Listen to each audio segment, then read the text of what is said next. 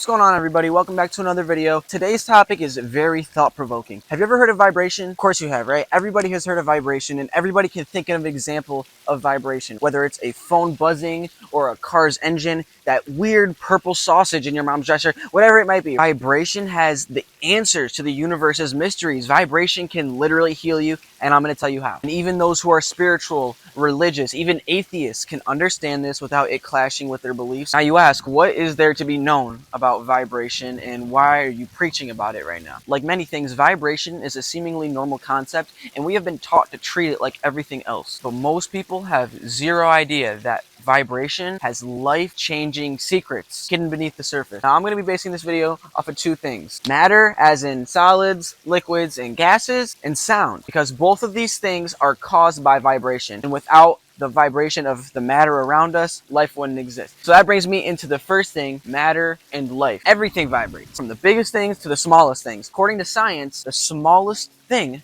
is a cork, not the cork that you use for your wine. The cork that I'm talking about is the smallest unit of matter. In fact, corks are inside of atoms. What we know is that atoms are vibrating. Corks are supposedly vibrating. Now that's pretty much common knowledge. I want to bring it further with you. What I really wanted to talk to you about is sound, because sound can teach you more about vibration than I ever could. It's funny because sound itself does not vibrate. This is because sound is not a physical object. Sound is not made of matter. Sound is what scientists call a wave phenomenon. It can only exist if there is a medium. This medium is known as solids, liquids, and gases. So sound can basically only travel if there's matter. Why is this so crazy? Because sound has the ability to physically change things even though it's not actually made of matter. You still might be saying, Gio, it's just fucking atoms. Like, it's nothing special. And this is where I'm gonna blow your mind. In the 1960s, a man named Hans Jenny was thinking about all this stuff, and he was like, something weird is going on here. So Hans grabbed this square metal plate, he put it on a block, and then he connected it to a sound source, and he played it through the metal plate. So the sound was vibrating the plate, right? We know sound vibrates things. Hans found out that when you cover the plate with sand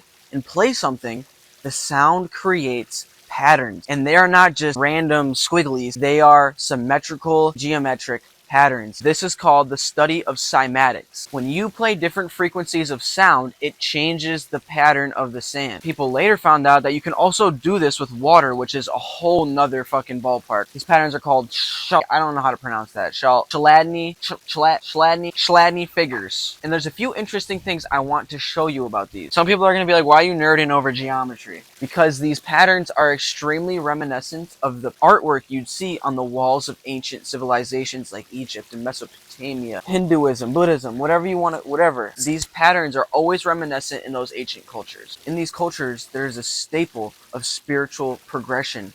All these cultures wanted to spiritually progress. These ancient civilizations, they were looking always to spiritually progress and become more enlightened. Now I'm going to come back to those figures in just a minute, because not only does sound affect atoms and particles and molecules, but it affects you. It affects you, and it can heal you. Not just your body, but your thoughts. Now let's start with the body. Official sources say that ancient civilizations used sound to heal the body. Now that sounds so out there, right? It sounds so far-fetched. Like, how can that even be possible? But as much as it sounds like some hippie voodoo shit, it is true. Because today in science, there's a practice known as vibrational healing, and it can promote healing at the cellular level of your body. I'm sorry, cellular. And it doesn't stop there, because sound also affects your brain and your thoughts. And it's all dependent on the frequency that's coming into your ears and your body. Remember, you're being vibrated all around by this sound, because sound moves through matter. It's not matter itself. It's not like it's bumping into you. It's moving through you. It's vibrating you. 432 hertz is the most popular sound frequency associated with healing. But I need to tell you that there is different types of vibration, okay? Your brain vibrates, sound vibrates, atoms vibrate.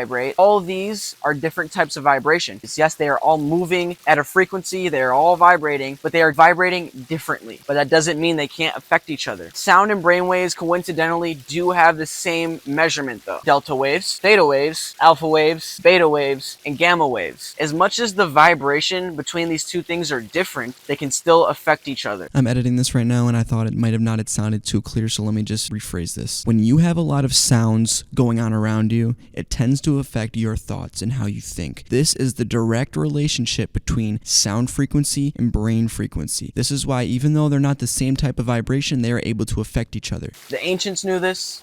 Hans knew this, and that's probably why Hans has an unknown cause of death. Now let's look back real quick. If you think about vibration being able to move something, you probably wouldn't be all that impressed because you can think back to probably a moment where your phone starts vibrating and it starts crawling across the table. What's supposed to be impressive is that the sound can create these symmetrical, intricate, and beautiful patterns. It's very odd, but I'm not gonna lie, that isn't shit compared to acoustic levitation. And yes, you heard that right, fucking levitation. There's devices out there called ultrasonic transducers. They emit sound waves that are typically frequencies that are much higher than the human ear can detect. When you get a shit ton of these and you line them up in a certain way, you can actually levitate items by playing sound. Here's a video of it.